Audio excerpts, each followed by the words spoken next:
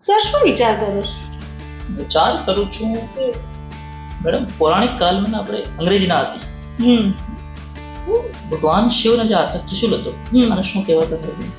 ત્રિશુલ ને ટ્રાઇડન્ટ અને ચક્રને વિષ્ણુ ભગવાનના હાથમાં હતું.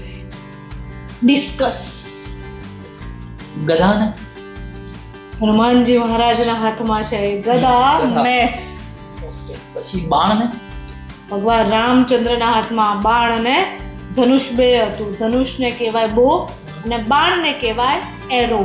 કે પછી મને જણાવો આપણે ભાલાને અંગ્રેજીમાં શું કહેવાય? સ્પિયર.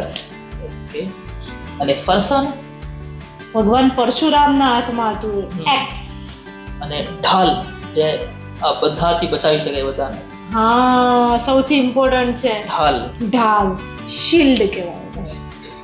ચલો સર, હા તો આપને કદાચ ખબર જ હશે અને તમને પણ પૂછી લો કે તલવાર એટલે કે આપણી ખડગ એને ઇંગ્લિશમાં શું કહેવાય?